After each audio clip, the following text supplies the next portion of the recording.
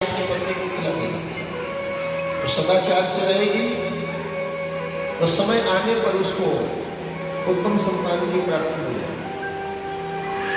आत्मदेव ने वो फल ला करके अपनी पत्नी को दिया था, किसको? धुंधुली। धुंधुली का स्वभाव पद्म पुराण में लिखा है कि धुंधुली ऊंचे खानदान की, बहुत उच्च कुल की, बहुत सुंदर है, बहुत खूबसूरत है, और कोई भी काम ना वो बहुत जल्दी करती है। जो घर के काम काज है बहुत जल्दी निपटा देती है, और वो काम काज करके फिर पड़ोस में चली जाती है। वहां फिर जाकर के पूरे गांव की खबर लेती है कि फलानी ऐसे है, फलाना ऐसा है, और उसका अगला दोष बताया गया वह निज बात स्थापिका, अपनी बात को हमेशा वो कर रहे हैं। पति कोई बात कहे उसकी बात को काटना उसका स्वभाव। वो कहती तुम्हें कुछ नहीं पता। धुंधुली कोई पढ़ी लिखी नहीं है, लेकिन वेद, चारों वेद का विद्वान जो आत्मदेव है उसको कहती तुम्हें कुछ नहीं पता, तुम कुछ नहीं जानते।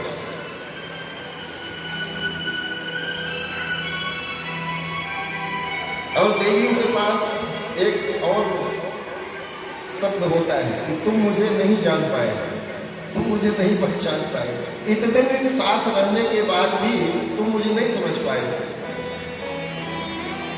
ये कोई ये मुहावरा नहीं कहती, ये सच्ची बात है।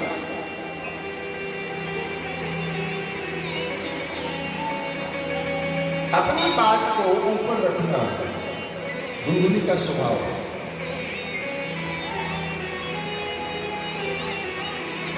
पति की बात को काटना।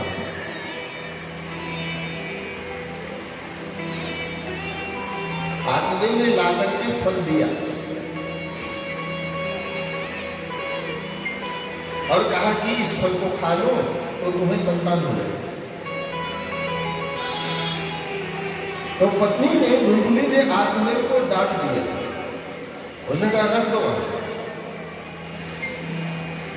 जब देखो तुम्हें संतान की पड़ी हुई है, तुम्हारे पास और कोई काम नहीं है। और इतनी जोर से पति को डांटा कि आत्मदेव की दोबारा हिम्मत नहीं पड़ी कि कह दें कि फल खा ले। हाँ, एक चीज आत्मदेव ने नहीं की। आत्मदेव अगर ये कहते कि यहां मैं फल रखता हूं, इसको खाना मत, तो हो सकता है तब वो जरूर खा लेती। क्योंकि पति कोई बात कहे तो उसका उल्टा करना, कई लोगों को उल्टा करने में एक आनंद मिलता है, एक सुख मिलता है। नहीं खाया। संयोग से दूसरे दिन उसकी बहन आई, बहन को बताया कि देख तेरे जीजा ये फल लाए, और कहते हैं फल खा लो तो बेटा हो जाए। वो जो बहन थी ना, बड़ी चालाक। बहन ने सोचा कि इसके पास इतनी दौलत है और इसको बेटा बेटी है नहीं, और मेरे पास तो कितने बेटे बेटियां, लेकिन खाने को रोटी नहीं। तो उसने सोचा कि जो मुझे अभी एक संतान और होने वाली है, अगर वही संतान मैं इसको दे दूं तो उस संतान के बदले में इससे बहुत सारा धन मैं ले लूं, क्योंकि मेरे यहाँ गरीबी। वो जो फल था ना, फल बड़ा दिव्य था, और न जाने उन शब्द को कहां से मिल गया था। बहन ने, धुंधुली की बहन ने देख लिया कि इस फल को कोई खाएगा तो जरूर कोई श्रेष्ठ महापुरुष पैदा होगा, कोई राजा भी इसके घर में जन्म ले सकता है, राजमाता बन सकती है, कोई बहुत बड़ा संत हो सकता है, कोई समाज सुधारक हो जाएगा, कोई बहुत बड़ा वीर, महावीर, महारथी पैदा हो, कोई धनी मानी श्रीमान व्यक्ति पैदा हो जाए। इसीलिए बहन ने तय कर लिया कि मैं ये फल अपनी धुंधुली को नहीं खाने दूंगा। उसने कहा फल खाने से कुछ नहीं होता। बहन ने कहा अगर इस फल में ताकत होगी, सामर्थ्य होगी, शक्ति होगी तो गाय को खिला दे। इसमें सामर्थ्य होगी तो गाय को भी बेटा हो जाएगा, और अगर इसमें ताकत नहीं होगी तो एक फल नहीं 100 फल खा दे, कुछ नहीं होने वाला।